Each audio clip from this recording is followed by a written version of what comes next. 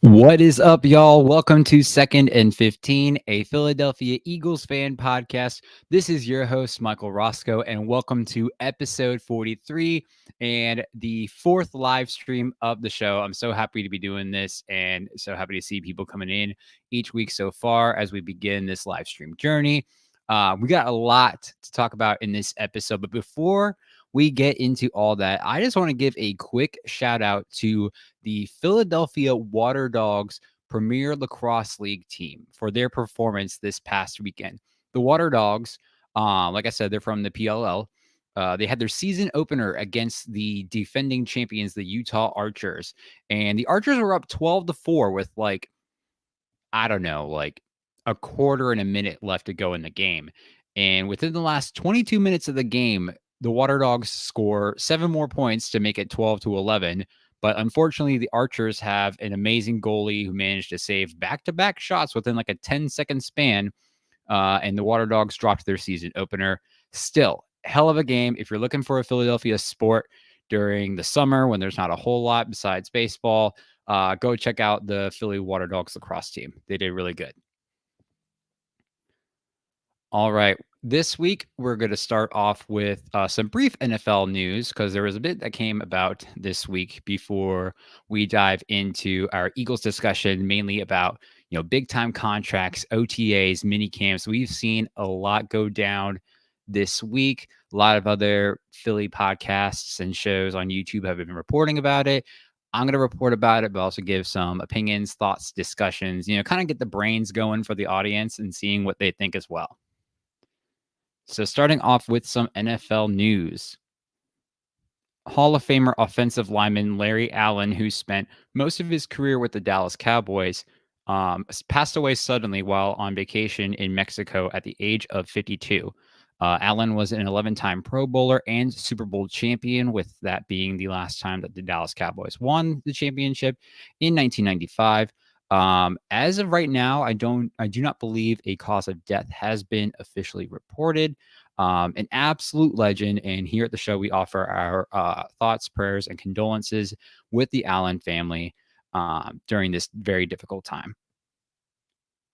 In other NFL news, the Washington Commanders have released kicker Brandon McManus after reports indicated that he is the subject of a civil lawsuit for 2 counts of sexual assault claimed against him during a flight from London back to the States when he was with the Jaguars. These allegations of sexual assault are being taken very seriously, as any allegations of this nature should. I currently don't know more about what's to come of that, but if McManus actually did that, he absolutely should be tried and punished for it. There is no room in this world for that kind of monstrosity. And in other news, an interesting signing to the Buffalo Bills. Gable Stevenson, an Olympic gold medalist wrestler, is now entering the NFL as a defensive tackle, signing with Buffalo this past week.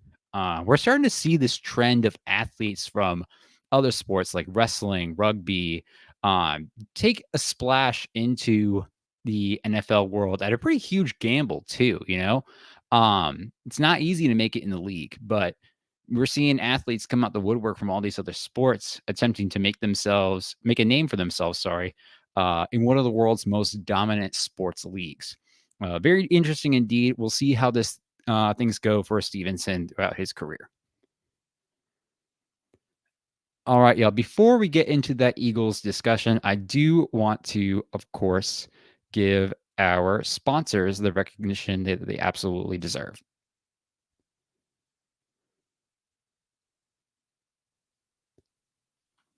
So summer is basically here, which means you may be going to the beach, visiting friends, or taking that dream vacation that you've always wanted to. Wherever and however you get there, having snacks to munch on the way is vital. Like you should see the amount of granola bars in our car. Uh, so when you make a pit stop or while you're preparing for your vacation, don't forget to pick up some Righteous Felon jerky. For online orders, you can head to righteousfelon.com and use the promo code OCSN, all one word and lowercase, for 15% off of your order. And then any orders over $50 will receive free shipping. Additionally, you'll want to look your best this summer, you know? So why not go for Warlord Beard Oil? If you have a beard, you'll definitely want to keep it groomed and fresh all summer long. For that, use Warlord Beard Oil, a veteran owned company. Head to warlordbeardoil.com and use promo code Old Sports, all capital with E at the end of old, for 15% off your beard oils, washes, soaps, and so much more. Orders over $75 will also receive free shipping. Why not buy in bulk and get that free shipping? Get enough for the summer, make yourself look good, make yourself feel good. Go to warlordbeardoil.com. And finally, with the summer coming about, we have lots of concerts, we have lots of shows. So if you're dying to see your favorite concert, sporting event, or show, you'll want to use SeatGeek. Head on over to SeatGeek.com or download the app on your smartphone and use the promo code Old City Sports Network, all one word, for $20 off of your purchase. And you can use different emails for that.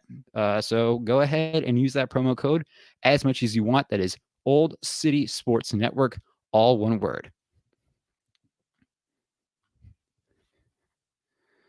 All right, y'all. Now I really want to dive into this Eagles news. We've had a lot to see through voluntary OTAs and the mini camps we've seen 2 of the 3 days so far. The third day being tomorrow on Thursday, June 6th. So let's dive into a little bit of Eagles news before we go into those big topics. So the first bit of news, it's not even really news, but it's news on paper, essentially.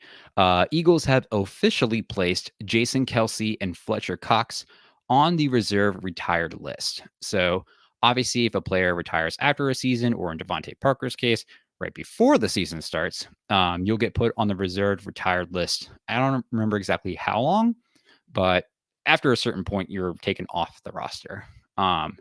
It's not any surprise. We saw this coming. I mean, I'm wearing the Jason Kelsey jersey today. But it's just another realization that we won't have these guys on the field for the first time. And I feel like in over a decade. And it'll definitely be a weird, a bittersweet feeling. But I'm still very happy for both of their futures. And seeing Jason Kelsey on Monday Night Football. That's gonna be pretty sweet. I ain't gonna lie about that. In other news, Vikings wide receiver Justin Jefferson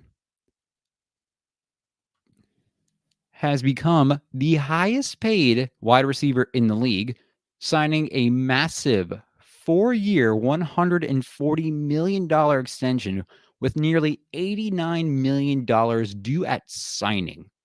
Yeah, you heard that right. Due at signing. This not only makes him the highest paid wide receiver in NFL history, but this makes him the highest non QB paid player previously held by Nick Bosa of the San Francisco 49ers with an average annual salary of $35 million per year. Now, you might be thinking, Michael, why are you going into your Eagles news and talking about a Minnesota wide receiver? Because I'm going to tell y'all, because this signing came at a great time for your Philadelphia Eagles and a terrible time for a division rival in the Dallas Cowboys. And I'll tell you why. With Justin Jefferson signing, this totally resets the market, which was already pretty reset to begin with over the past couple of weeks. But this reset it again, the wide receiver market, which was already seeing an upward trend in massive contract numbers after the extensions of Devontae Smith and Amon-Ra St. Brown. It just created a domino effect of these massive wide receiver contract signings. By getting these contracts out when they did for A.J. Brown and Devontae Smith, Howie Roseman shows off his intelligence yet again, locking down both receivers through 2028 and them being one of the best duos in the league. You can't argue against that. It was absolutely genius of Howie to do. And all before the market got crazy. I feel like he predicted that this would happen. He was like, I foresee a big time contract coming for Justin Jefferson. Let me get my guys locked in before it goes nuts. And that's exactly what happened. Other wide receiver extensions prior to Justin Jefferson's included Jalen Waddle of the Dolphins with 3 years, $84.75 million, and Nico Collins of the Texans with 3 years, $72.75 million. It's fantastic news for the Eagles. As for our division foes in the Dallas Cowboys, this comes at an absolute miserable, terrible time for them. They might not be realizing it, but this was poor timing and poor decision-making by Jerry Jones. Because they have yet to extend their all-pro wide receiver CeeDee Lamb to any contract extension at all. One of these days, I'm going to watch your video and you're going to have some questionable stuff behind you. Thanks, Wade. That was a comment while I was checking that real quick. But back to the CeeDee Lamb contract dilemma. Even as an Eagles fan, I can unbiasedly say this. CeeDee Lamb is a fantastic receiver who last year put up numbers reasonably and comparable to Justin Jefferson. And if the Cowboys want to keep him, they're going to have to pay up big time. And in addition to this year, they have to figure out these other contract situations. Quarterback Dak Prescott's contract ends at the end of the 2024 season. He's going to be looking for an extension. So you'll want to figure out, do you hold on to Dak or do you let him go and draft a quarterback this year like we saw a bunch in the first round with Caleb Williams, Jaden Daniels, Drake May, you name it. If you keep him, he's going to expect a massive contract too. He's seen all these quarterbacks get massive contracts. I think he's still like in the 40 millions range.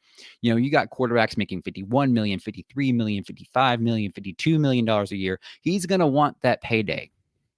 Then you have Micah Parsons, who's at the end of his rookie contract. And I imagine that he'll need to get paid big time to remain a Cowboy. He's one of the best edge rushers in this league, and he's still getting paid, like, I think, rookie contract level pricing, if I'm not mistaken. They need to pay him if he wants to remain a Cowboy. If they plan on keeping all three of these players, the Cowboys got to figure out something. But back to the Birds. I'm glad that the Eagles GM and the front office run things the way they do. There's been massive blunders from them in recent history prior to this, such as the $50 million in dead cap for a few years back after the whole Carson Wentz debacle. But it seems like they're learning from their mistakes. Other teams, GMs and front offices, they don't seem to be able to replicate what Howie Roseman can do. Their methods, their negotiation style, whatever it is, other teams just can't seem to do it. And people are questioning how Howie does it every single year. They can question all they want. I don't care because it's working for us. And honestly, this looks like with the way that Howie's been doing things, we're going to be in a good position in several years, unlike the Cowboys are in right now. They got a lot to figure out. But that is a them problem, not a Birds problem. All right, moving on to a different topic for news. The Philadelphia Eagles add more depth to the best offensive line in the league, signing offensive guard Max Sharping 1 day ahead of the mandatory minicamps, which started this past Tuesday on June 4th. Going into his sixth season in the NFL, the Houston Texans drafted him in the second round of the 2019 NFL draft, and he spent 3 years there before playing 2 seasons with the Cincinnati Bengals, including the year that they went to the Super Bowl. Um, According to the Philadelphia Eagles website, Sharping comes in at a whopping 6'6" and 325 pounds, an absolute astounding size to an already large offensive line unit. Additionally, last season, he didn't allow any sacks or commit any penalties across 13 games played. Now, I know what you're thinking. How much did he play in those games? Um, how many snaps he had in those games? I'm not sure. But even if we're just looking at him purely as a depth signing individual, it's a great signing, in my opinion. I have similar opinions at the moment with the Mekhi Becton signing. A player with good potential offers great depth replacements for those that we lost in Jack Driscoll and Sua Opeta. And these were guys that Jeff Stoutland had interest in. He'll fit in well in Philly. And additionally, Max Sharping has a charity foundation called the Stay Sharp. Sharp is spelled SCHARP, the Stay Sharp Rescue Foundation that specializes in animal rescue, including over 100 rescued dogs. If you'd like to know more about or donate to the foundation, I'm going to put the link tree to their organization in the episode description on Spotify and a few other places like the YouTube version of this video when I save it and upload it. All right, moving on. We got some OTAs. Voluntary OTAs wrapped up this past week, and out of the 2 days that were open to the media, there's a lot to talk about. Are interceptions a problem once again for Jalen Hurts? DeJean is getting starting reps at the nickel corner, tons and tons of position battles, and more. While there's a lot to talk about, I'm only going to touch base on just a few of these topics so I can squeeze in some time for those mandatory mini camps that we've just seen this week so far. So without further ado, we'll dive into those topics right now. So starting with Jalen Hurts, is it hurting to see interceptions? He's been receiving some criticism for interceptions, an eerie feeling as he threw almost 3 picks on one of the OTA days. But here's the real question. Should we be worried about interceptions going into the rest of the offseason? Short answer, no. Long answer, here it is. First of all, it's 1 day of practice that wasn't great. Every single player, whether you were a rookie or an 11-time Pro Bowler, has a shitty day at practice. Analysts need to get over it and stop blowing it out of proportion, especially guys like Craig Carton, who are just notorious Philly haters who just love to take any moment that is a common moment on any other team and be like, Jalen Hurts is trash. Like, dude, get over it. Your takes on Philly are just horrendous. But anyway, it's being blown out of proportion. It's 1 day of practice where interceptions were bad. No need to freak out. Second, these interceptions were in an area of deficit from last year, which, if you all don't already know, is targeting the middle of the field. Something that I have stressed about numerous times in previous episodes regarding how we didn't target the field at all for whatever reason in any of the games last year. It's called a deficit or an area of need for a reason. It's the weakest point with Jalen Hurts and the offensive unit right now from last year's collapse and everything else. So the more reps you target towards the middle of the field, of course, there's going to be more opportunities for an interception to occur. That's just how it works. So to me, fine. Get these mistakes out of the way before it actually matters in week 1 moving forward from that.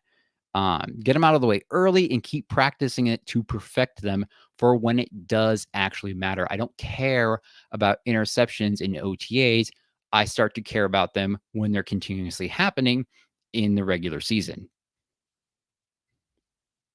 Third, I think the interceptions in OTAs are more of a sign that the defense has gotten better than it is Jalen's performance. Various reports indicate that Isaiah Rodgers has been balling out in OTAs, making one of those interceptions off of purely a fantastic read. He made a play on the ball and made an awesome interception. That's great for any corner to do. And we would more so pay attention to the talent of the corner than the lack of competency in the quarterback if you saw that situation with any other players. The other interception was a tipped ball from Devin White, that was caught by Zach Bond. I'll talk more about the linebackers later because I actually have a separate discussion for them. But all of the quarterbacks, including Kenny Pickett, Tanner McKee, Will Grier, were struggling with interceptions that day. So if the first, second, and third team defenses are making these types of plays, then to me, it shows a massive improvement in the defense and the players are thriving in the Vic Fangio schemes.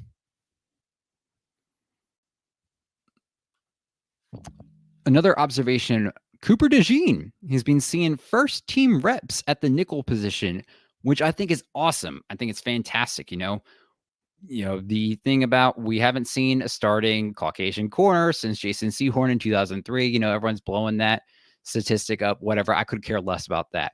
I care about if he's an awesome player and getting the chance to play.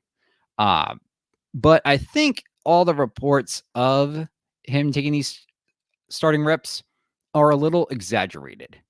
You'd have to dive deeper into articles, videos, research, etc., to know that certain players had been absent in the voluntary OTAs and have been moved around in various positions.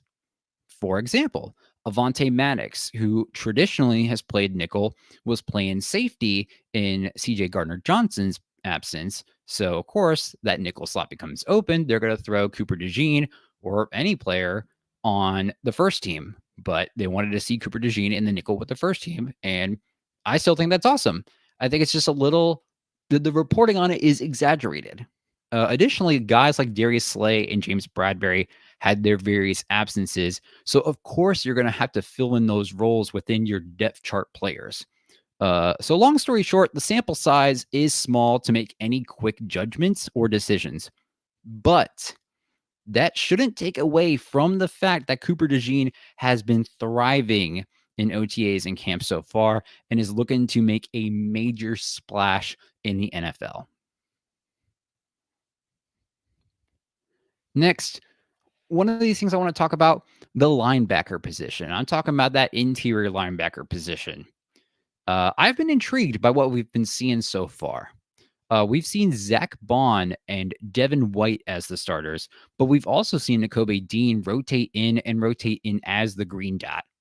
The Zach Bond starting role, I'll be honest, I was kind of surprised. When I first heard about the signing, I was like, okay, we got an interior linebacker. He seems like he knows what he's doing. Probably won't be, the starter. We'll make a big splash like we did with Devin White. But he's exceeding my original expectations.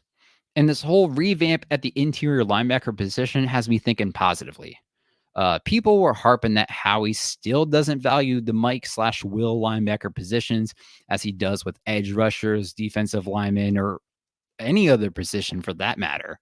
By not making a monster signing for that top linebacker in the position, besides Devin White. You could argue that that was a monster signing, but there were more talented guys from last year that you probably could have gotten in free agency. Not saying Devin White isn't talented, but the other options were there.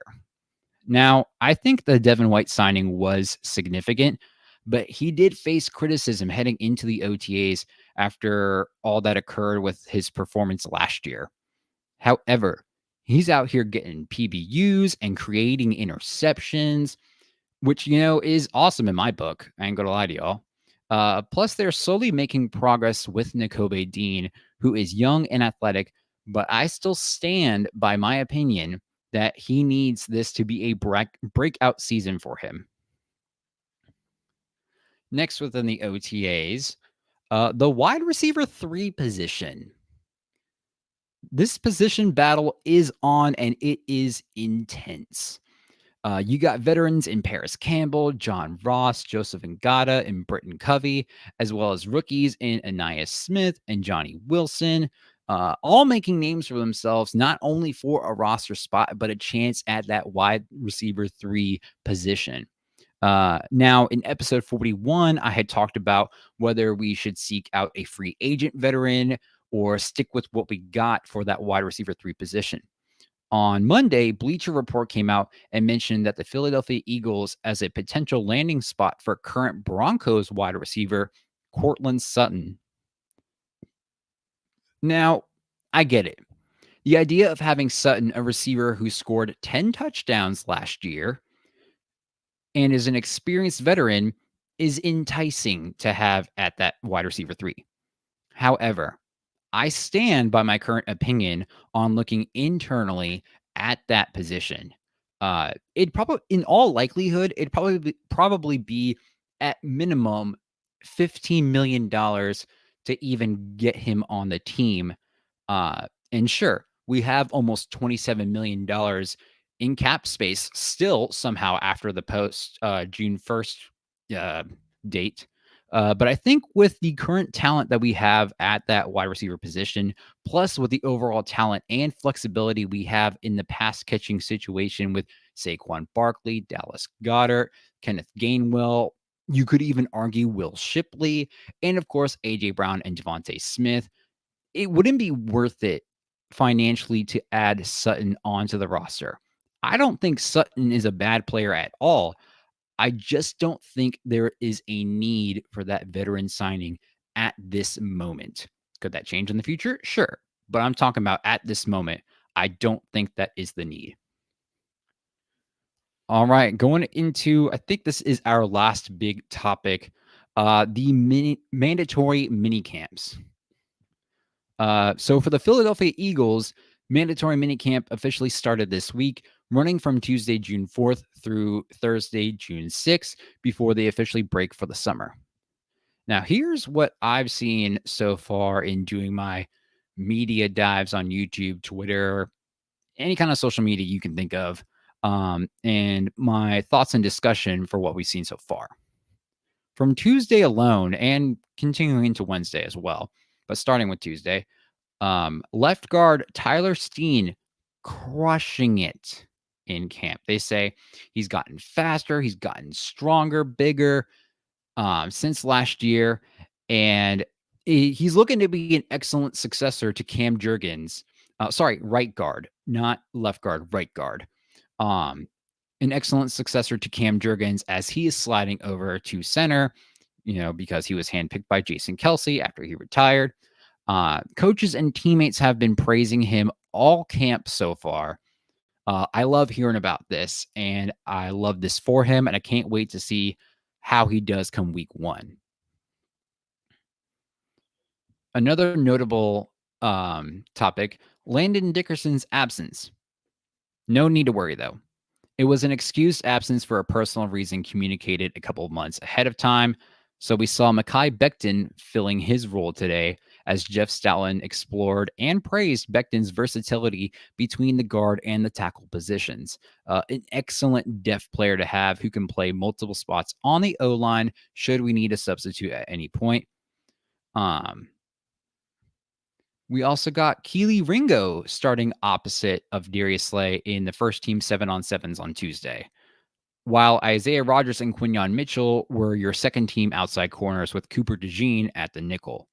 Ringo's had a strong camp, and in Tuesday's camp, he had a great PBU up against Paris Campbell, who appears to be the front runner in that wide receiver 3 position battle, but also providing excellent blanket coverage against A.J. Brown.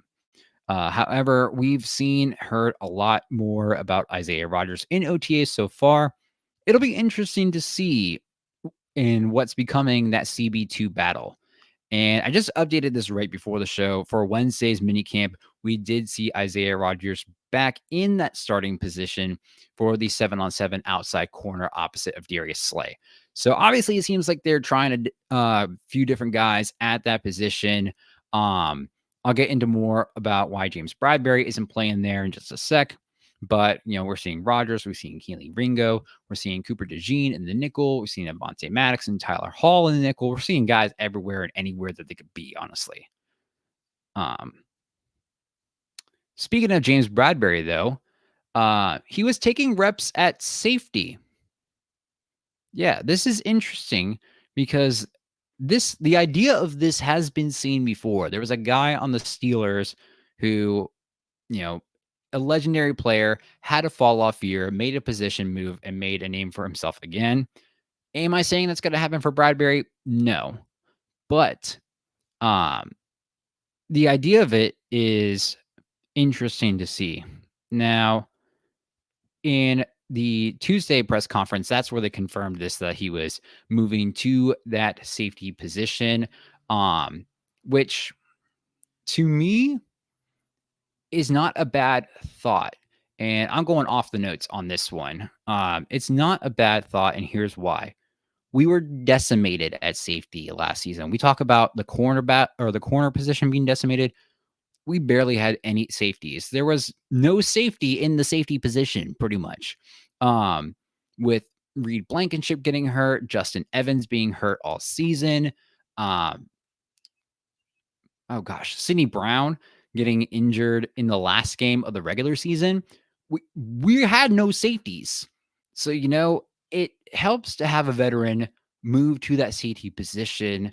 My thoughts on that, though, is when you think of safety for the Eagles, we think CJ Gardner-Johnson and Reed Blankenship, guys who can hit and guys who can tackle and make tackles. Reed Blankenship has been a tackling machine leading the defense, I think, at least the past 2 years. At the very least this past year. I don't know about the year before. But, I feel like because they've, at least Reed Blankenship, felt like he was the one who could make those tackles when others, he may not have felt that, but he was like, I'm going to make a play on this. That was the only guy really that was going 110% on the tackles. And it cost him. He got injured. So I don't like having to see him feel like he needs to be the one to make the play when we have corners, we have linebackers, we have defensive linemen, anyone else on the team who could tackle, but apparently they couldn't tackle last year. And we saw that piss poor attempted tackle on like a wide receiver 4 for the Bucks from James Bradberry in the wild card last year. So I have mixed reviews about that. And before I even get into that, James Bradberry was playing like 10 minutes of safety before he got injured. Watched the rest of camp yesterday and watched the rest of Wednesday's camp too. They have not specified what those injuries are. I think there's a whole bunch of conspiracy theories going out there that he knew about going into safety. So he's going to have an injury, quote unquote, and, kind of rebel against the concept. Of course, people are going to speculate and make up a whole bunch of shit for whatever reason. But what I think of this is kind of like a fresh start, by the way, June is not only Pride Month, so happy Pride Month to everybody out there. We are an inclusive podcast here, so if you are against what the Bible says when it comes to love your neighbor thy yourself or whatever religion, honestly, you could be not religious. We are inclusive here. If you're going to spew hate against the LGBT community, you can go somewhere else. But in addition to Pride Month, it is also Men's Mental Health Awareness Month. And I think of what I saw from last year.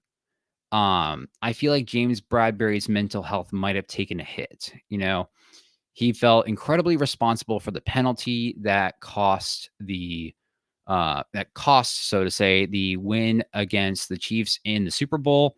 And then he goes on to have a terrible year. I'm honestly wondering what is his mental health status right now, what he's feeling emotionally, because that could have been the thing that is impacting his play, is that he hasn't had a lot of help for his mental health. I don't know if he's had help or has been seeking like therapy or anything else, or is even in that position to begin with. But as someone who works in behavior it would not really surprise me if that was the case where, the reason for this kind of decline in performance is due to, mental health issues that could stem from feelings of depression or anything like that. Again, this is all, opinions on possible thoughts. This is not actual medical diagnosis or advice or anything like that. This is just what I'm thinking from just pure observation. So I'm wondering if this move to the safety position is like a fresh start and, that first step into helping his mental health. I could be, overthinking a lot of this for sure, but it's possible to think about, you got a fresh start at a new position, you have the chance to learn, you have the chance to grow. You're still kind of in the spotlight with the media and all that stuff, but I think, new position, new start. You're getting yourself back up to that all pro status that you want to be at. Um, so we'll see how this goes. I mean, we saw him not participate today, so who knows what that means? They say injury, it could be injury. We don't know much about the status of the injury, so we'll just have to wait and see. But that is all of the topic points that I had for tonight. I appreciate everybody joining and hanging in here. I'm going to put the OCSN socials and the podcast Second and 15 socials down on the banner below. If you like this, we are on YouTube, Facebook, Twitter, Instagram. On Twitter and Instagram, you can follow the show at Second and 15. It's also below my name. Pointing in the wrong direction, my bad. But it is at Second and 15, which is 2NDAND15. You can also find this on YouTube and Facebook with the full name Second and 15, a Philadelphia Eagles fan podcast. Remember, we are presented by Old City Sports Network. You can find them on the same social media sites: YouTube, Facebook, Instagram, Twitter. Those are all below at the bottom of the screen. Please go and support Old City Sports Network as well as the podcast. Every like, share, subscription, story, you name it, it really does help us all out here. It helps with publicity. It helps with, just the feeling of being supported by those watching. So go ahead and like, subscribe, follow those social media accounts, turn on notifications so you can hear, not hear, wow. So you can see when we are having new content out.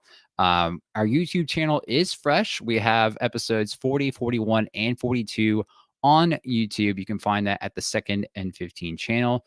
And one thing that I also keep forgetting to mention is the podcast has merchandise, y'all.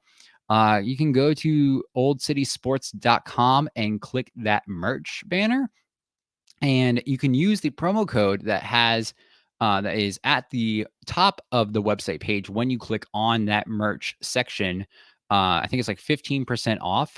Who doesn't love a good promo code and discount? Use that to purchase, Second and 15 merch. We got mugs, we got cups, we got ornaments, dog tag necklaces, more, you name it. Go ahead and make a purchase with that promo code. Again, it'll really help out not only our podcast, but it'll help out the network as well. And with that note, I thank everybody for coming out and watching. I really appreciate y'all. Stay fly like an eagle. And as always, go birds.